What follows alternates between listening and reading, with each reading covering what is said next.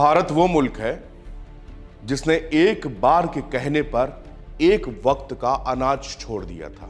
याद है 1965 की वो जंग, जब अमेरिका ने सीधे तौर पर जंग खत्म करने के लिए दबाव बनाया, ऊपर से बोला कि अगर जंग नहीं रोकेगा भारत तो गेहूं हम भेजना बंद कर देंगे। तत्कालीन प्रधानमंत्री लाल बहादुर शास्त्री का एक आह्वान ऑल इंडिया रेडियो में गया। उन्होंने कहा कि हम भारतीय एक वक्त का खाना खाएंगे, और इसी तरह हुआ। इस पूरे देश ने एक वक्त का खाना छोड़ दिया क्योंकि हम अमेरिका के आगे घुटने टेकने के लिए राजी नहीं हुए। नमस्कार, मेरा परिचय विनीत त्रिपाठी है और आप नव भारत टाइम्स देख रहे हैं। जम्मू कश्मीर के पहलगाम में 22 अप्रैल को हुए आतंकी हमले के बाद से भारत पाकिस्तान के बीच तनाव बढ़ता जा रहा है। दोनों तरफ से युद्ध की आशंका जाहिर की जा रही है। इसी बीच केंद्रीय गृह मंत्रालय ने कई राज्यों को 7 मई को मॉक ड्रिल यानी कि कल मॉक ड्रिल के निर्देश दिए हैं। ऐसा इसलिए क्योंकि अगर कोई आपातकालीन स्थिति आए तो अपने देश के नागरिकों को बचाया जा सके।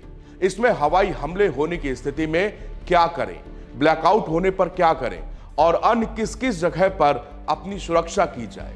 नागरिकों की सुरक्षा सुनिश्चित करने के उद्देश्य से ही लोगों को जागरूक करने वाली ये मॉक ड्रिल कराने के लिए आदेश दिया गया है। पड़ोसी मुल्क में खौफ इस कदर छा गया इस मॉक ड्रिल के आदेश के बाद कि वो एक ही बात बार बार रट रहा है कि भारत कभी भी अटैक कर सकता है, भारत कभी भी अटैक कर सकता है। ताजा घटनाक्रम में रक्षा मंत्री ख्वाजा आसिफ पाकिस्तान के हैं। भारत कह रहे हैं कि भारत किसी भी वक्त एलओसी पर मिलिट्री स्ट्राइक कर सकता है। न्यूज एजेंसी पीटीआई की एक रिपोर्ट के मुताबिक इस्लामाबाद में पत्रकारों से बात करते हुए ख्वाजा आसिफ ने कहा कि ऐसी खबरें हैं कि भारत एलओसी पर किसी भी पॉइंट पर हमला कर सकता है। पाकिस्तान इसका मुंहतोड़ जवाब देगा। मुंहतोड़ जवाब तो क्या ही दे पाएगा, खुद पाकिस्तान और रक्षा मंत्री जानते हैं कि वो भारत के सामने कितने दिनों तक टिक पाएंगे। लेकिन अब अपने आप को बचाना भी है, और इसी तरह पाकिस्तान के प्रधानमंत्री शहबाज शरीफ भी पहलगाम हमले को लेकर अब इंटरनेशनल सपोर्ट मांग रहे हैं। अब हम आपको बताते हैं कि दरअसल इस सिविल डिफेंस मॉक ड्रिल होती क्या है, कैसे होती है, और भारत के इतिहास में पहले मॉक ड्रिल हुई है या नहीं हुई। एक्सपर्ट का कहना है कि सिविल डिफेंस मॉक ड्रिल महज एक एक्सरसाइज भर नहीं है, यह आपात स्थिति में नागरिकों को सुरक्षित रखने का एक तरीका बताती है। कैसे एक नागरिक मुश्किल हालात में अपना ही नहीं दूसरों का भी मददगार बन सकता है। जंग या फिर किसी भी आपदा जैसे हालात में यह ड्रिल बेहद अहम रोल निभा सकती है। यह एक जरूरी अभ्यास है जिससे सभी को गंभीरता से लेना चाहिए। सिविल डिफेंस मॉक ड्रिल ऐसा अभ्यास है जो लोगों को किसी भी इमरजेंसी इनपुट, किसी भी ऐसे सायरन बजेंगे या ऐसा आपको अलर्ट आएगा जिसमें आपको क्या करना चाहिए। एक्सपर्ट्स की माने तो कई यूरोपीय देशों में भी इस तरह के मॉक ड्रिल होते हैं। जहां भी युद्ध जैसे हालात बनते हैं वहां की सरकार नागरिकों को बचाने के तरीके बताती है। एक दिन पहले फिरोजपुर छावनी में पूरी तरह से ब्लैकआउट का रिहर्सल किया गया। पंजाब के फिरोजपुर छावनी बोर्ड ने ब्लैकआउट होने की स्थिति में क्या क्या करना चाहिए और कैसे इसको लेकर रविवार की रात 30 मिनट का एक रिहर्सल किया। यह रिहर्सल रविवार की रात 9 से 9:30 बजे तक कैंट एरिया में किया गया। इसका उद्देश्य यही था कि युद्ध जैसे आपातकालीन खतरे को देखते हुए ब्लैकआउट होने पर नागरिकों को क्या क्या करना है। पाकिस्तान से तनाव के बीच केंद्र सरकार ने देश के 244 जिलों में 7 मई को मॉक ड्रिल करने का कहा है। इसमें नागरिकों को हमले के दौरान बचने की ट्रेनिंग दी जाएगी। ये इसलिए किया जा रहा है ताकि लोग उस वक्त में पैनिक ना हो और अपनी जान और दूसरे की जान बचाएं। देश में पिछली बार ऐसी मॉक ड्रिल 1971 में हुई थी। तब भारत और पाकिस्तान के बीच युद्ध हुआ था। यह मॉक ड्रिल युद्ध के दौरान हुई थी। हालांकि रविवार सोमवार रात पंजाब की फिरोजपुर छावनी में ब्लैकआउट की पूरी प्रैक्टिस कराई गई।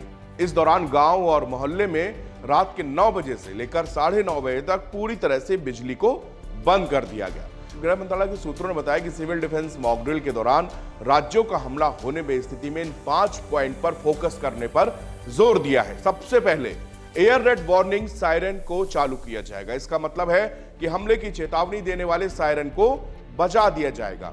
नागरिकों छात्रों को सिविल डिफेंस के बारे में प्रशिक्षित किया जाएगा। उन्हें ट्रेनिंग दी जाएगी।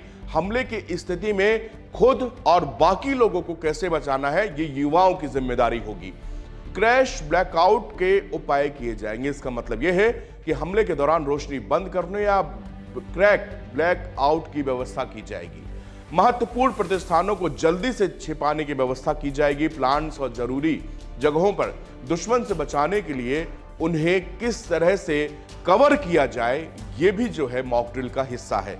सबसे ज्यादा जरूरी होता है कि एवैक्यूएशन कैसे किया जाए, यानी कि हमले वाली जगह जहां पर हो रहा है वहां से कैसे निकला जाए, उसका प्लान क्या होगा। इससे लोगों को अपडेट किया जाएगा, इसके साथ ही इसका भी अभ्यास कराया जाएगा। एवैक्यूएशन प्लान का मतलब यह है कि लोगों को सुरक्षित स्थानों पर ले जाने की योजना है।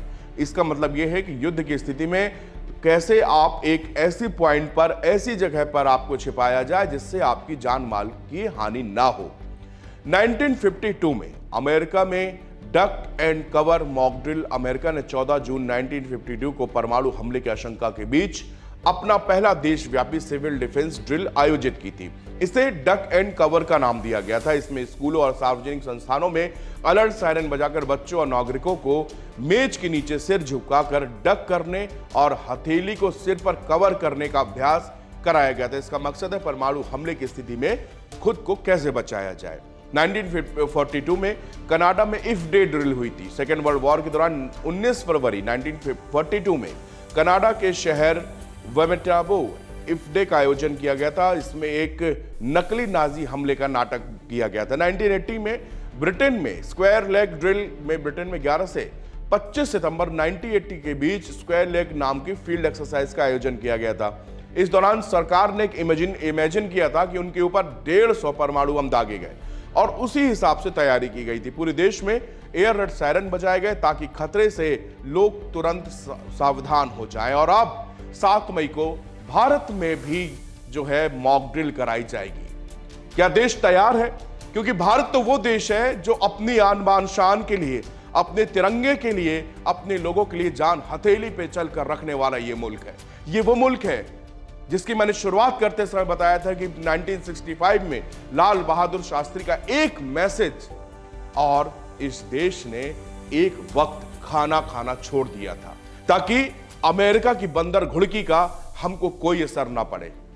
आज तमाम एक्सपर्ट्स इस बात को कह रहे हैं कि भारत देश अपने आप में इतना प्रभावशाली है, इतना ताकत है कि विश्व के किसी भी देश की हमको आवश्यकता नहीं है। हमारी मदद करने के इरादे से, हमारी सहयोग करने से और आतंक के खिलाफ जो भी आना चाहे उसका स्वागत है। लेकिन भारत को पाकिस्तान को पछाड़ने के लिए किसी तीसरे मुल्क की आवश्यकता नहीं है। हां, पाकिस्तान जरूर भीतर भीतर जो है बाकी मुल्कों को सहेजने में लगा है। टर्की का डेलीगेशन आ रहा है, ईरान का डेलीगेशन आ रहा है, इधर चीन से अंदरूनी तौर पर बातचीत चल रही है। लेकिन एक दिन पहले पड़ोसी मुल्क पूरी तरह से हैरान और परेशान रह गया जब रूस के प्रेसिडेंट व्लादिमीर पुतिन ने सीधे प्रधानमंत्री नरेंद्र मोदी को एक मैसेज किया, फोन कॉल की और उन्होंने कहा कि आतंक की लड़ाई में पुरजोर तरीके से हम आपके साथ हैं। ये वही रशिया है जिसने हर वक्त भारत का साथ दिया है। लेकिन अभी तक पुतिन से बात नहीं हो पाई थी, तो लोगों के मन में बड़ा असमंजस था कि कहीं चीन से पुतिन की निकटता बनी है, इसका मतलब ऐसा तो नहीं कि पुतिन साथ नहीं देंगे। लेकिन पुतिन ने एक दिन पहले ही साफ कर दिया, और ये ऐसे मौके पर साफ किया उन्होंने जब खुद चीन की आधिकारिक उनकी बातचीत होनी है, चीन के साथ उनकी मीटिंग हो, जिनपिंग उनके साथ मिल रहे हैं। ये तब उन्होंने कहा कि पूरी दुनिया को एक मैसेज चला जाए कि भले ही रूस की चीन के साथ में एक मित्रता बढ़ी है, लेकिन भारत के साथ में उनके सांस्कृतिक, नैतिक, विरासती रिश्ते अभी भी बिल्कुल मकबूल चल रहे हैं। और रूस ने यह कह के बिल्कुल साफ कर दिया कि हम जो है कदम कदम मिलाकर भारत के साथ खड़े हैं और आतंक की लड़ाई में हम उनका पूरा साथ देंगे। शुक्रिया।